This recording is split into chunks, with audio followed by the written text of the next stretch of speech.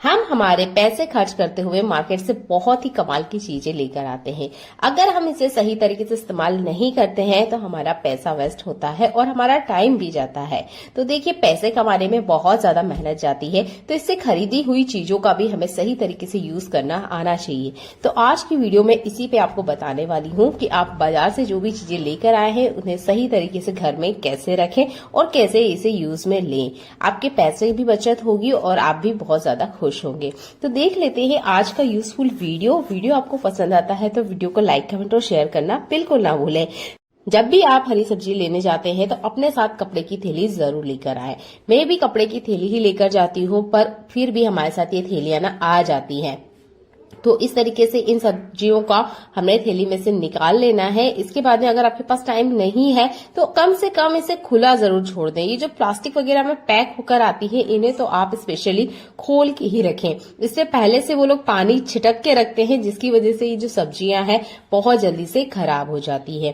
तो यहाँ पर कुछ सब्जियां ऐसी होती है जिनका हमें छिलका उतार के खाने में यूज करना होता है, जैसे कि यहाँ पे लौकी है, पत्ता गोभी है, मटर है, संतरा है। तो इसका ना हम छिलका उतार के खाने में यूज करते हैं। पर कुछ चीजें ऐसी होती है जिसे हम डायरेक्ट ही कंज्यूम करते हैं, जैसे कि बेर हुए, स्ट्रॉबेरी हुए। इसका हम छिलका नहीं उतारते, हम इसे डायरेक्ट ही खाते हैं। तो इसको धोने का एक नया तरीका मैं आपको बता रही हूँ। अगर आप भी नॉर्मल पानी से इसे धो लेते हैं और खाने में यूज करते हैं तो ये मत कीजिए, इसको नए तरीके से आप साफ कीजिए, क्योंकि पता नहीं कितनों के हाथों से चल के हमारे पास आते हैं। अगर आप एक बार सब्जी मंडी जाएंगे और देखेंगे किस हालात में वहां पड़े रहते हैं तो आप कभी इन्हें डायरेक्ट खाने में यूज नहीं करेंगे। तो इसे धोने का एक मैं अलग सा तरीका आपको बता रही हूँ। आप ले लीजिए विनेगर, जो कि चाइनीज खाने में यूज होता है। आपने 1 लीटर पानी में विनेगर को डाल देना है। इसके बाद में कम से कम 15 मिनट के लिए आप ये बेर, स्ट्रॉबेरी जो कि डायरेक्ट कंज्यूम करते हैं खाने में, इसको इसके अंदर डीप रहने दीजिए। इससे ये अच्छे से डिसइंफेक्ट हो जाती है। इसके बाद में अच्छे से रब करते हुए आप इन्हें साफ करके रख लीजिए। इसके बाद में ही आप बच्चे को या खुद खाने में इसे यूज करें। तो इसे मैं अभी रख देती हूँ, 15 मिनट बाद देखते हैं कि क्या होता है। जब मैं 15 मिनट बाद आई तो वापस मैंने देखा इसे अभी भी गंदगी ना नहीं निकली है। तो अब मैंने यूज किया है यहाँ पर नमक। नॉर्मल जो हमारे खाने वाला नमक होता है यही हमने यूज करना है। नमक से भी बहुत अच्छे से सफाई होती है। तो इस तरीके से आप ना नमक और विनेगर की मदद से इस चीजों को अच्छे से क्लीन कर सकते हैं। अब इसके बाद में आप इसे खाने में यूज कर सकते हैं। अगर आपको लगता है कि विनेगर और नमक का स्वाद आएगा तो आप नॉर्मल पानी से इसे एक बार और क्लीन कर लीजिए। इसके बाद में ही इसे आप अपने खाने में यूज कीजिए। अगर आप भी इसी तरीके से इन बेर को खाने में यूज करते हैं तो एक बार इस ट्रिक को यूज करके देखिएगा। इसके बाद मैं आपको ये पानी दिखाऊंगी। इतना ज्यादा गंदा पानी हो चुका था ना कि सच में मुझे लगा ही नहीं था कि ये बेर इतने ज्यादा गंदे होंगे। ये ट्रिक आपको पसंद आता है तो वीडियो को लाइक कर दीजिएगा। चैनल में पहली बार आए तो चैनल को सब्सक्राइब कर लीजिएगा। देख लेते हैं आज का अगला यूजफुल हैक। तो पत्ता गोभी ना हमारे हर घर में आती है, ये बहुत ज्यादा खाने के स्वाद को बढ़ा देती है। तो यहाँ पर आज मुझे मोमोज बनाने हैं। पर पत्ता गोभी को जब भी हम मार्केट से लेकर आते हैं तो इसकी 3 से 4 परत पहले आपने निकाल लेनी है, क्योंकि ये भी सब्जी मंडी से ही होकर आती है जहाँ पे 10 लोगों के हाथ लगते हैं। पत्ता गोभी एक ऐसी सब्जी है जिसे हमें बहुत बारीक काटना होता है। इसे काटते वक्त अक्सर हमारी उंगलियां कट जाती है क्योंकि हमने इसकी कटिंग बारीक करनी होती है। तो इसे इसी तरीके से नहीं काटे। एक में घर पे ही घरेलू जुगाड़ से आपको एक टूल बना के बता रही हूँ। आप इसे बना के रख सकते हैं जब भी आपने बारीक कटिंग करनी हो। आप प्याज के लिए भी स्टिक को यूज कर सकते हैं। तो यहाँ एक बोतल को मैंने बीच में से कट किया है। इसके थोड़े से पार्ट को मैंने कुछ इस तरीके से कट करा है। वीडियो को आप ध्यान से देखिएगा। थोड़ा सा पार्ट हमने कट करके इस तरीके से निकाल लेना है। इसके बाद में हमने यूज करना है सेफ्टी पिन को। अगर आप सेफ्टी पिन का यूज नहीं करना चाहते तो आप यहाँ पर धागे का भी यूज कर सकते हैं। अगली वीडियो में मैं इसके बचे हुए पार्ट का यूज करना आपको जरूर बताऊंगी। तो इस तरीके से ना अपनी फिंगर डाल के यहाँ पर देखनी है। आपकी 3 से 4 फिंगर इसके अंदर आ जानी चाहिए। अगर नहीं आ रही है तो आप यहाँ पर इस प्लास्टिक को थोड़ा सा बड़ा भी कट कर सकते हैं। इसके बाद में ले लीजिए आप सेफ्टी पिन और 2 छोटे छोटे से ना इसमें होल करने हैं ताकि हमारी फिंगर अच्छे से इसमें सेट हो जाए। जिस तरीके से मैं आपको दिखा रही हूँ बिल्कुल सिमिलर इसी तरीके से छेद आपने करना है। अगर नहीं हो रहा है तो सेफ्टी पिन को हल्का सा आप गर्म कर लीजिएगा। इसके बाद में इसमें आराम से इस तरीके से छेद हो जाएंगे। तो ये एक हमारा टूल बनके रेडी हो चुका है जो कि हमारे पत्ता गोभी काटने में मदद करेगा। कैसे, चलिए दिखाते हैं। अपनी उंगलियों को इस पिन में अच्छे से बिठा लेना है। इसके बाद में आप बारीक से बारीक पत्ता गोभी काट सकते हैं बिना इस डर के कि आपकी उंगलियों में किसी तरह का कोई कट तो नहीं लगेगा। ये ट्रिक बिगिनर के लिए बहुत ज्यादा काम आने वाली है, क्योंकि जब उन्हें इस तरह की चॉपिंग करनी होती है तो वो अक्सर मार्केट से महंगे महंगे टूल लेकर आ जाते हैं। तो देखिए, स्टार्टिंग में इस तरह की दिक्कत होती है कि कटिंग करने में हमारे अक्सर फिंगर्स कट जाते हैं, क्योंकि अंदाजा नहीं होता है कि कितना बारीक काटना है, कितना बड़ा काटना है। तो बड़ी चॉपिंग अगर आप भी करते हैं तो इस टूल को बना के रख लीजिए। ये वॉशेबल है, बार बार आप इसे क्लीन करके रख सकते हैं। एक बार बनेगा, लगभग 6 महीने चलने वाला है। और मार्केट में जिस चीजों पे आप पैसा खर्च कर रहे हैं उससे आपके पैसों की भी बचत होगी। तो देखिए, मैं बारीक से बारीक पत्ता को भी आपको काट के दिखा रही हूँ और मेरी फिंगर को किसी तरह का कोई नुकसान नहीं हुआ है। आई होप ये ट्रिक आपको पसंद आती है। इस टूल को आप अपने किचन में बना के रखेंगे और उम्मीद करती हूँ आपको ये ट्रिक भी पसंद आती है। तो आप देख सकते हैं काफी बारीक मैंने यहाँ पे पत्ता गोभी को कटिंग करके रेडी करके आपको दिखाया है। देख लेते हैं आज का अगला यूजफुल हैक। साइगोनियम का प्लांट आपने अक्सर जमीन में ही लगा हुआ देखा होगा। आज मैं इस प्लांट को आपको पानी में लगा के दिखा रही हूँ। तो इस ट्रिक को मैंने हफ्ते भर पहले ट्राई करके देखा था। ये ट्रिक काम किया है जब ही मैं आपके सामने लेकर आई हूँ। तो देखिए, मेरे पास एक बाउल ऐसा है जो कि ना खराब हो चुका है। थोड़ा सा गैस के पास रखा हुआ था, इसका जो लीड है वो मेल्ट हो चुकी है, जिसकी वजह से ये काम नहीं कर रहा है। तो इस तरह के कंटेनर आपके घर में जरूर निकलते होंगे, तो इस तरह के कंटेनर का आप यूज कर सकते हैं। तो यहाँ पर मैं इसके अंदर पानी डाल रही हूँ और ये जो साइगोनियम का प्लांट है, जो कि अक्सर हम सिर्फ मिट्टी में लगाते हैं, आप इसे ना इस तरीके से पानी में भी लगा सकते हैं, जैसे कि आपका मनी प्लांट चलता है। प्लांट की ग्रोथ बिल्कुल नॉर्मल होगी जैसे कि मनी प्लांट की होती है। आप इसमें थोड़े से स्टोन डाल सकते हैं ताकि अच्छे से स्टेबल रहे। हर वीकेंड आपने इसका सिर्फ पानी बदलना है। ये बहुत ही कमाल का हैक है, मुझे बहुत ज्यादा पसंद आया, क्योंकि मेरे पास जितने भी प्लांट है मैंने ज्यादातर इन्हें इसी तरीके से रखा के रखा है। तो ये है बैम्बू वाला प्लांट। इस तरीके के प्लांट अगर आपके घर में भी है तो कोशिश कीजिए इसका भी पानी आप हर वीकेंड पे चेंज करें। यहाँ पर मैं लगभग 2 हफ्ते से इसका पानी चेंज नहीं कर पाई और देखिए यहाँ पर ना इसका एक स्टिक ना येलो कलर का हो चुका है। उसमें एक छोटी सी गलती मेरे साथ हुई थी कि मैं है ना हमेशा इसका पानी बदल दी थी। मैंने कभी इसकी रूट्स को क्लीन किया ही नहीं। अगर हम इसका रूट क्लीन नहीं करते हैं तब भी ये पीले हो जाते हैं। तो कोशिश कीजिएगा आप नल के नीचे अच्छे से इसको धो ले। मैं तो आपको बाउल में क्लीन करके दिखा रही हूँ, पर कोशिश कीजिएगा इसके जो रूट्स है इनको भी बहुत अच्छे से क्लीन करना है, ताकि इसमें किसी तरह का कोई कीड़ा वगैरह नहीं लगे, क्योंकि ये मीठा प्लांट होता है तो इसमें कीड़े बहुत जल्दी लग जाते हैं। इसीलिए हमने इसका पानी भी बदलते रहना पड़ता है। आज की दौड़ भाग भरी जिंदगी में हमारे पास बिल्कुल टाइम नहीं होता है कि हम अलग से गार्डन बनाएं और उसमें थोड़ा सा टाइम दें, पर इन प्लांट की केयर आप आराम से कर सकते हैं। बस वीकेंड पे आपने इसका पानी ही बदलना है। आर्टिफिशियल प्लांट आप भी अगर अपने घर में लेकर आते हैं तो उनको आप स्कीप कीजिए। इन नेचुरल प्लांट को आप अपने घर में लगा सकते हैं। घर का लुक बहुत अच्छा आता है और जब भी आप अपने घर में इस तरीके के हरे प्लांट देखेंगे ना, यकीन मानिए मन में बहुत ज्यादा शांति भी मिलती है। चलिए देख लेते हैं आज का अगला यूजफुल हैक।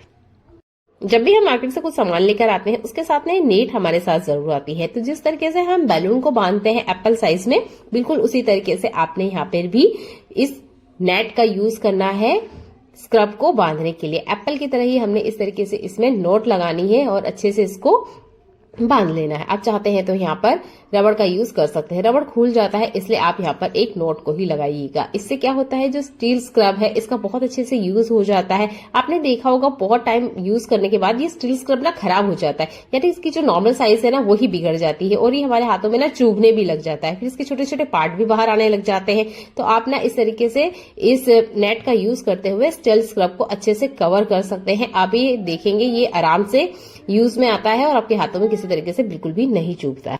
हर घर में इस छोटे डस्टबिन का यूज किया जाता है घर का कचरा रखने के लिए।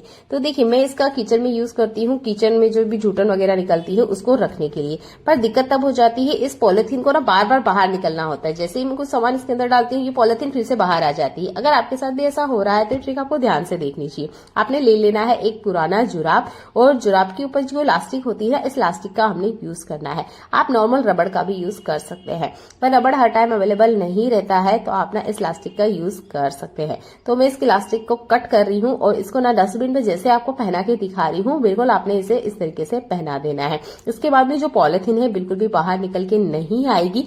जब तक आप इसे खुद से नहीं निकालेंगे ये पॉलिथीन निकल के नहीं आने वाली है। अगर आप यही ट्रिक बड़े डस्टबिन के ऊपर करना चाहते हैं तो वहां पर आपने एक पतली लंबी सी कोई वायर वगैरह या जो भी आपके पास अवेलेबल है रस्सी वगैरह वो आपने पहना देनी है। इससे क्या होगा, वो पॉलिथीन भी बाहर नहीं आएगी। अब आराम से आप इसमें कचरा डालते जाइए और जब आपने इसे निकाल के बाहर फेंकना है पॉलिथीन को, तब आपने ये रबड़ इसमें से निकाल लेना है। इस रबड़ को आप बार बार क्लीन कर सकते हैं या चाहे तो जुराब में से और 3-4 रबड़ कट करके आप यूज में ला सकते हैं। इससे बेकार जुराब का यूज हो जाएगा और ये जो प्रॉब्लम होती है ना बार बार इस प्लास्टिक को बाहर आ जाने की, ये नहीं होगी। तो नेट का यूज करते हुए मैंने नए स्क्रब पे आपको एक ट्रिक बताई है। अब दूसरा ट्रिक मैं आपको बता रही हूँ पुराने स्क्रब को लेके। तो देखिए, इस स्क्रब को मैं नॉर्मली इसी तरीके से यूज कर रही थी। अब कुछ टाइम बाद ना ये स्क्रब मुझे हाथों में चुभने लग गया है। तो इस स्क्रब को भी अच्छे से मतलब हमारे काम में आए और हमारे हाथों में किसी तरह की कोई तकलीफ ना हो, तो आप जुराब का यूज कर सकते हैं। इसकी जो मिड पार्ट है ना, इसको आप इस तरीके से पकड़ लीजिए, बीच में इस तरीके से पकड़ते हुए जुराब को आप ऊपर से पहना दीजिए।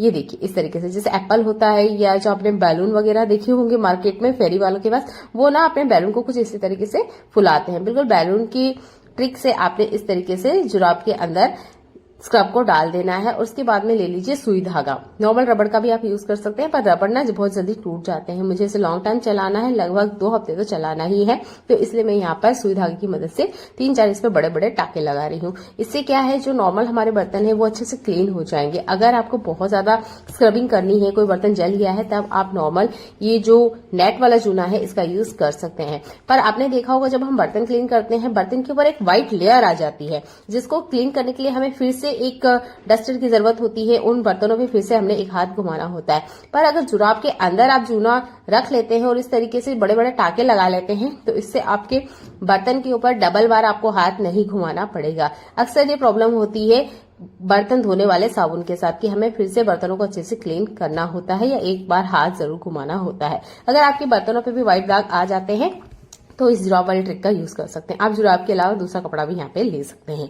अगला यूजफुल हैक मेरा यहाँ पर साबुन के जो खाली शीशे होते हैं या खाली जो पेपर होता है इससे जुड़ा हुआ है।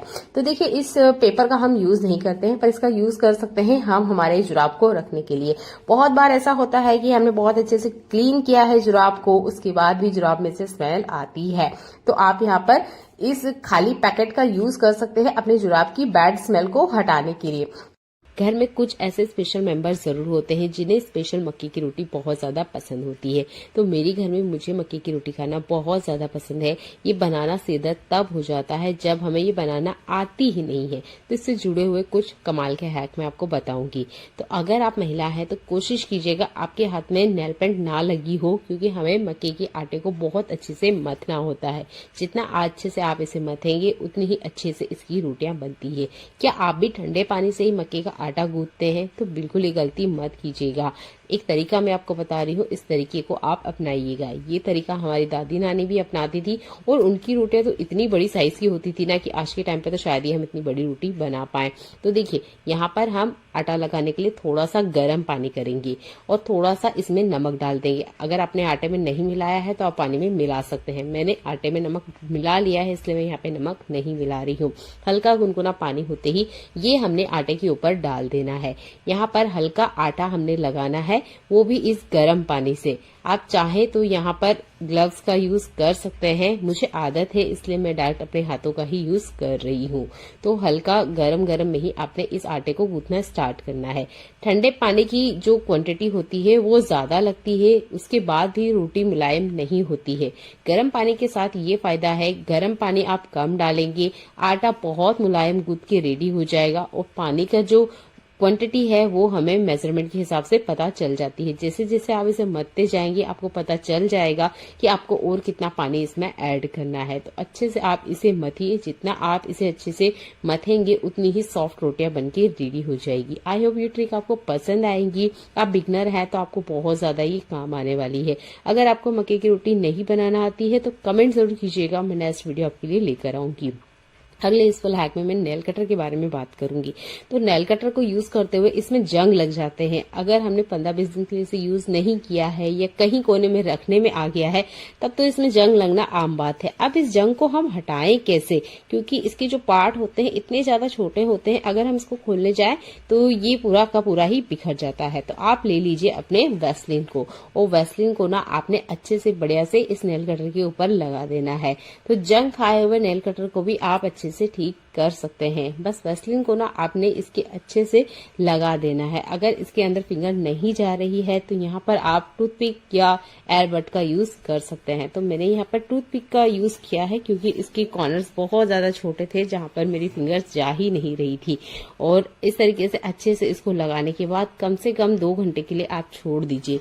इसके बाद में आप यहाँ पर अच्छे से एक कॉटन कपड़े से इसको वाइप कर दीजिए। जितना भी जंग लगा हुआ है बहुत अच्छे से क्लीन हो जाएगा।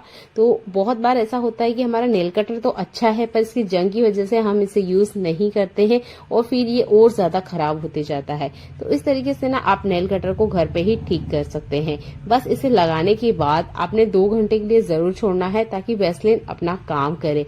वैसलीन इसका जितना जंग है अच्छे से हटा देगा। आई होप ये छोटा सा ट्रिक आपको काम आएगा। आप इसे यूज करके देखेंगे। अगर आपके नेल कटर पर भी जंग लगा हुआ है तो देख लेते हैं आज का अगला यूजफुल हैक।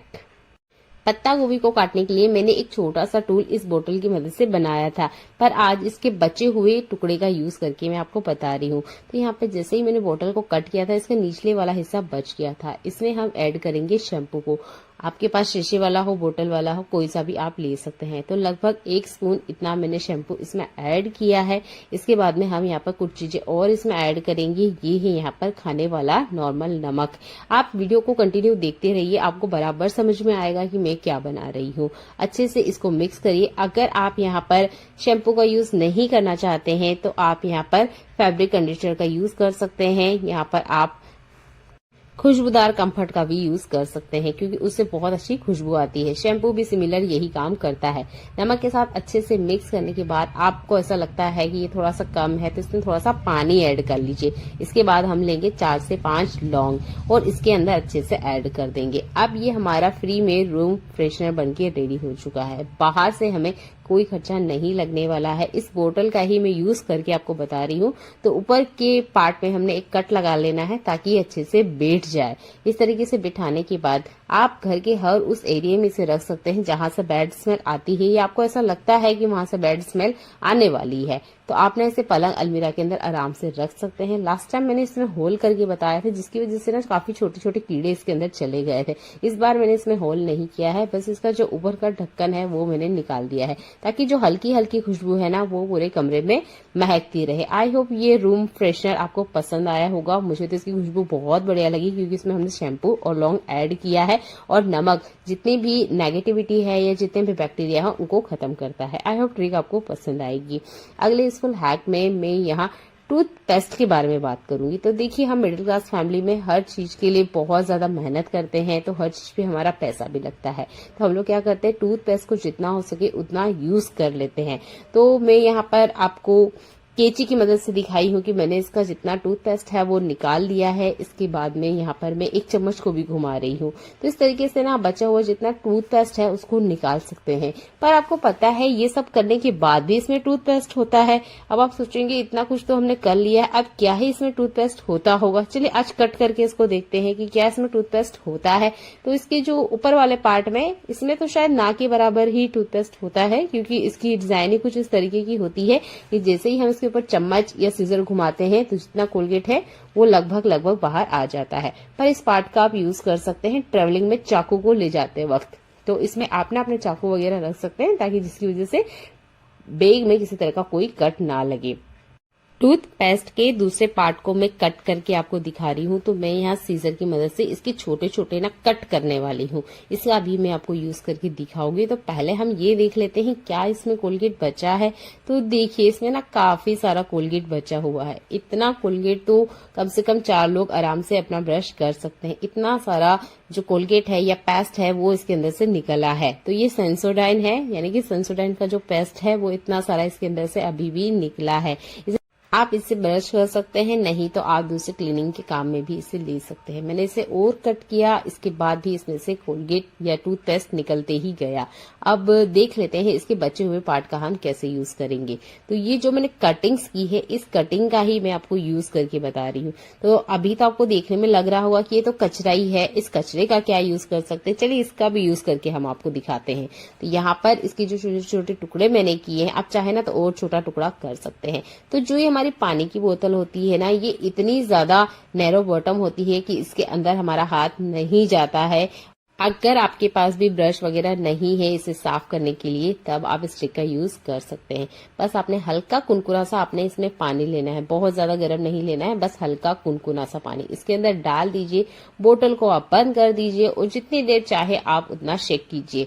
वैसे तो हमने इसमें कोलगेट ऐड किया है, इसके छोटे छोटे टुकड़े भी ऐड किए हैं, तो स्क्रबिंग का काम तो बहुत अच्छे से ये करता है। तो लगभग 3 मिनट की मैंने इसको अच्छे से हिलाया और देखिए यहाँ पर इसमें काफी सारा जो पेस्ट है ना वो फॉर्म के रूप में बाहर आ चुका है। तो इस तरीके से आप बोतल की बहुत अच्छे से क्लीनिंग कर सकते हैं।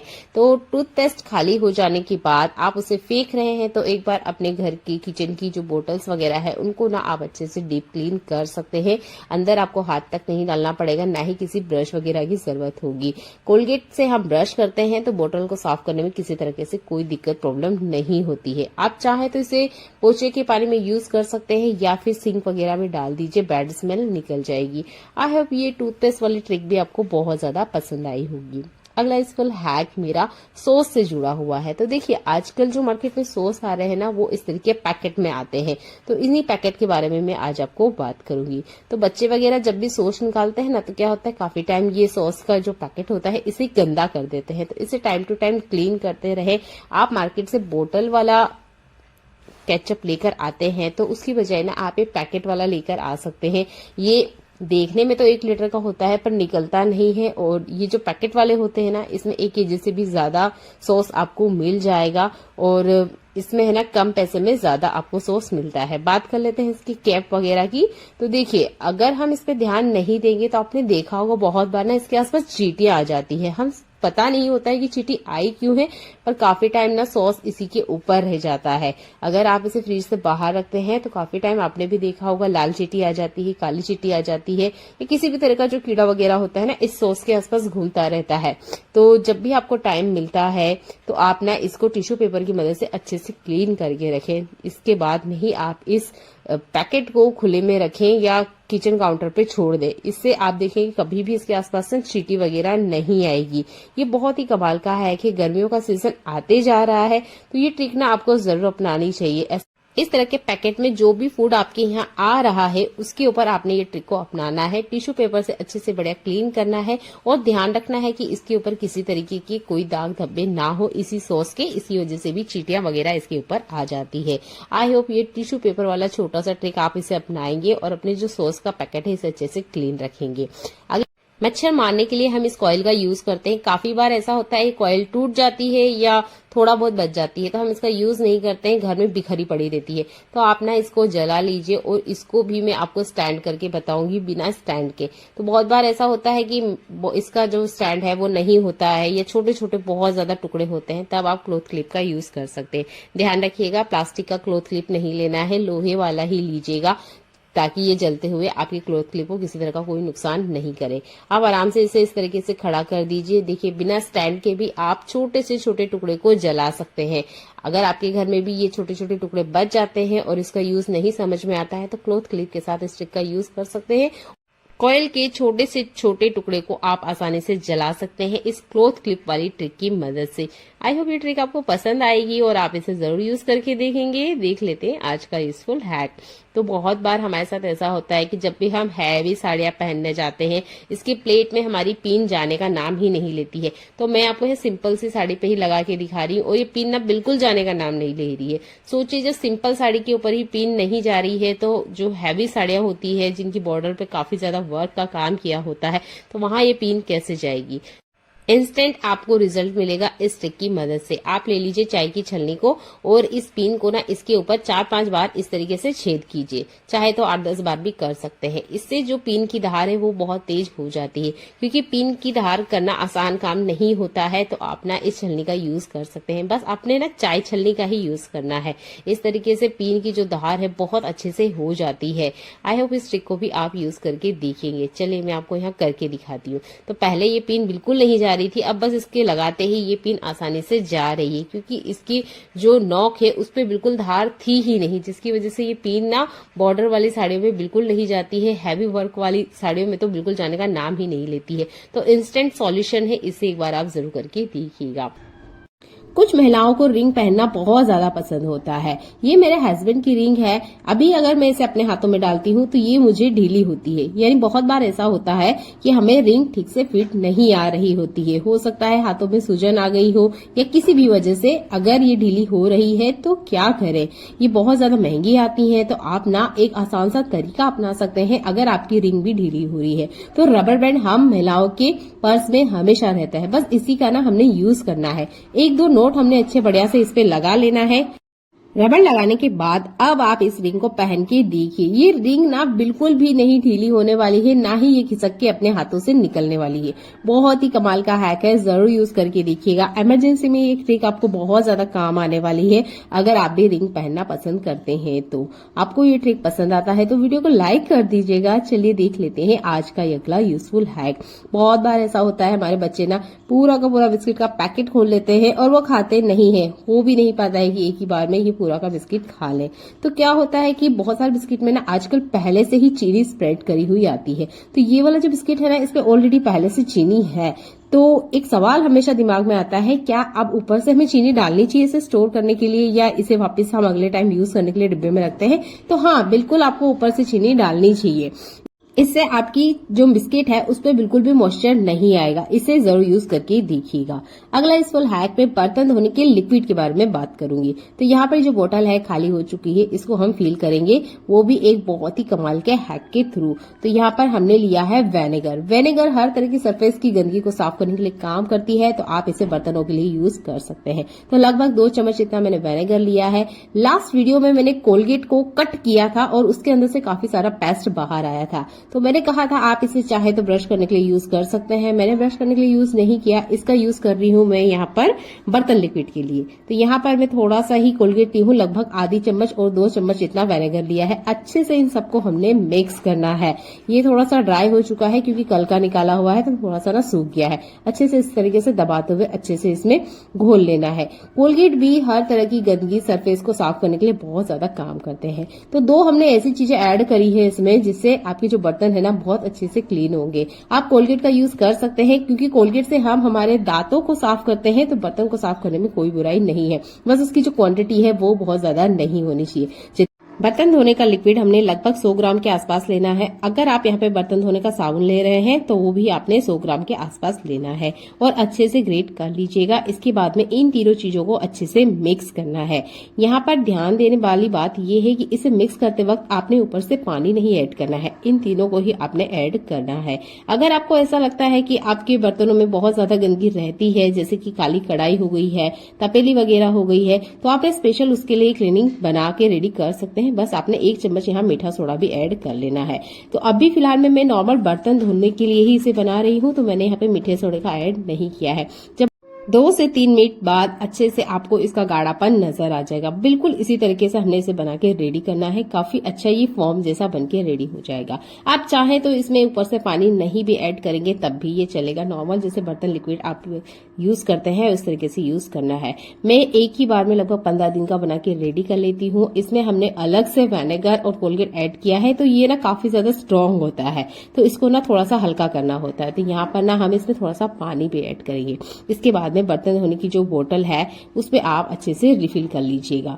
इसके बाद थोड़ा सा इसमें पानी ऐड कीजिएगा। मैं तो इसे पूरा फिल कर रही हूँ क्योंकि मैंने 100 ग्राम के आसपास यहाँ पर बर्तन लिक्विड लिया है। ये बोतल आराम से 15 दिन चलती है। इस तरीके से आप ना 1 केजी लिक्विड को लगभग 3 महीने तक आराम से चला सकते हैं।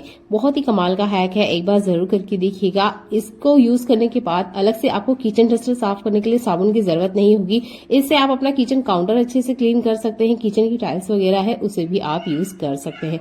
बहुत ही कमाल और अच्छा रिजल्ट ये दिखाता है। तो इस लिक्विड को ना एक बार आप जरूर बना के देखिएगा। मुझे तो 100% इसका बेस्ट रिजल्ट मिलता है। आई होप, उम्मीद करती हूँ आपको भी इसका बेस्ट रिजल्ट मिले। इस ट्रिक को देखने के बाद एक सवाल आपके दिमाग में जरूर होगा, क्या ये बर्तन लिक्विड झाग बनाता है या नहीं बनाता है? तो देखिए थोड़ा सा मैं यहाँ डाल के दिखा रही हूँ क्योंकि इतने में हमारे पूरे बर्तन क्लीन हो जाते हैं। अब मैं यहाँ पर बर्तन स्क्रब इसके अंदर डाल के दिखा रही हूँ। थोड़ा सा ही आप घुमाएंगे और देखिए काफी सारा ना इसमें झाग भी बनता है। ऐसा नहीं है कि इसमें झाग नहीं बनेगा क्योंकि हमने पानी ऐड कर लिया है। इस तरह की कोई दिक्कत नहीं होती है। बहुत अच्छे से ना यहाँ पे झाग बन के मैंने आपको दिखाया है। तो ये ट्रिक 100% वर्क करती है। इस तरीके से आप अपने बर्तनों को बहुत ही कम पैसे खर्च किए हुए क्लीन कर सकते हैं। अगला यूजफुल हैक मेरा एप्पल से जुड़ा हुआ है। तो देखिए एप्पल में क्वेरसेटिन होता है, एंटी इंफ्लेमेटरी यौगिक होते हैं, ये फेफड़ों की बीमारी के लिए सबसे बेस्ट है। एंटीऑक्सीडेंट भरपूर इसमें होता है, ब्लड शुगर लेवल को ये कंट्रोल करके रखता है। अब क्या होता है कि हम एप्पल तो खा लेते हैं पर एप्पल के छिलके को फेंक देते हैं। इसे मत फेंकिए, ये भी आपके बहुत ज्यादा काम आता है। मैं आज आपको इस छिलके का भी यूज करके बताने वाली हूँ। तो नॉर्मल ना हम खाने में छिलके का यूज नहीं करते हैं क्योंकि ये हमारे आंतों में जाके अटक जाता है, इसलिए हम ज्यादातर एप्पल का छिलका निकाल के ही खाने में यूज करते हैं। तो काटने से पहले हम इसे धोते जरूर है, तो बाद में इसे धोने की बिल्कुल जरूरत नहीं है। जब आप इसका छिलका उतार लें, बस एक गिलास में आप पानी ले लीजिए और इस पानी के अंदर इस छिलके को डाल दीजिए। रात भर इस पानी में इस छिलके को रहने दीजिए। अर्ली मॉर्निंग आपने खाली पेट इसे पीना है। इससे आपकी बॉडी का कोलेस्ट्रॉल लेवल बिल्कुल ही लेवल में रहता है। दिल की बीमारियां आपको बिल्कुल नहीं लगने वाली है। वैसे भी डॉक्टर कहते ही है कि अगर आप एक एप्पल खाते हैं तो मेरे पास आने की आपको बिल्कुल कभी जरूरत नहीं होगी। तो एप्पल का छिलका भी उतना ही गुणकारी होता है जितना कि हमारा एप्पल होता है। तो आई होप इस ट्रिक को आप यूज करेंगे। बस आपने इस पानी को खाली पेट ही पीना है, आपको बेस्ट रिजल्ट मिलने वाला है। अगर आपकी बॉडी में बहुत ज्यादा कोलेस्ट्रॉल जमा है तो उसको घटाने के लिए काम करता है, दिल से जुड़ी हुई सारी बीमारियों को खत्म करता है और फेफड़े से जुड़ी हुई कोई भी बीमारी आपको जीवन में कभी नहीं होने वाली है। रबर बैंड का यूज हर महिला करती है। बहुत बार हम महिलाओं के साथ ऐसा होता है कि हम इस रबर का पूरी तरीके से यूज नहीं कर पाती है।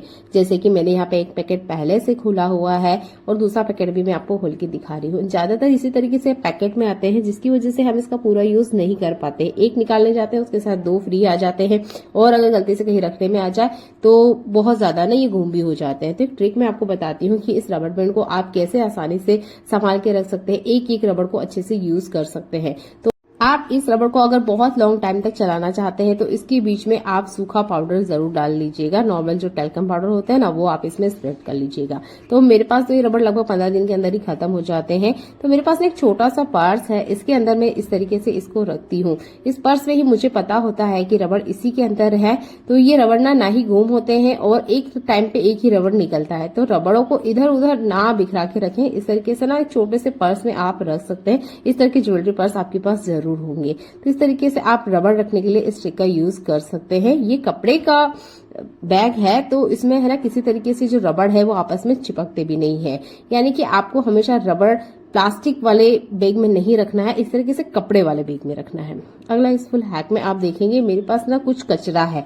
ये देखने में आपको कचरा ही लग रहा होगा, ये मेरे किचन से निकला हुआ कचरा है। अब मैंने इसको ऐसे क्यों बनाया है और इसे पेड़ में डालने से क्या फायदा है, दोनों ही बातें मैं आपको बताने वाली हूँ। तो पहले आप देख लीजिए, ये ही कटार का पेड़, लगभग 5 साल का ही कटार का पेड़ है। मैंने इसे खुद लगाया है।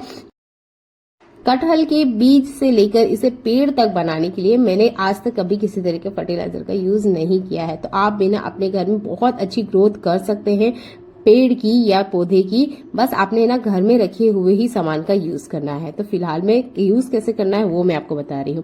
तो जो हमारे किचन से निकलता है वेस्ट सब्जियों का, उसको कभी भी ना जड़ में मत डालिएगा। जड़ के साइड में जो थोड़ी बहुत जगह रहती है ना गमले की कॉर्नर्स में या इस तरीके से जमीन में लगा हुआ भी है आपका पेड़ या पौधा, तो इसके ना हमेशा साइड में लगाइएगा। एकदम जड़ में लगाएंगे तो ये है ना थोड़े वक्त बाद में सड़न गलन लगती है इसमें, जिसकी वजह से ना पेड़ को नुकसान हो सकता है। तो पेड़ से थोड़ी से दूर पे आप लगाइएगा। अब जैसे जैसे आप इसमें पानी डालते जाएंगे ये खुद के खुद ही खाद बन जाता है और आप देख सकते हैं इसकी ग्रोथ ना बहुत अच्छे से बढ़िया से हो रही है। अब आप सोच रहे होंगे ये मैंने क्या डाला है, ये हमारे घर में होता भी है या नहीं होता है, चलिए ये देख लेते हैं।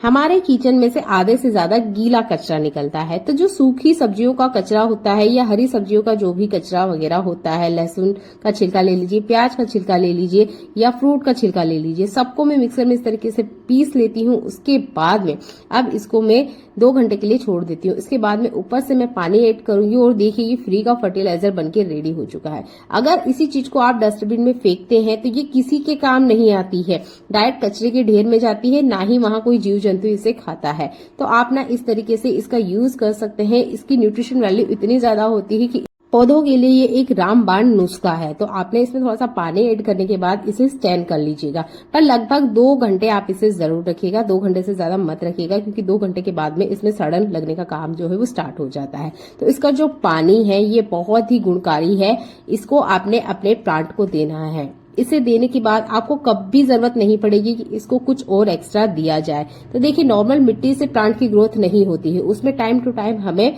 फर्टिलाइजर डालना होता है।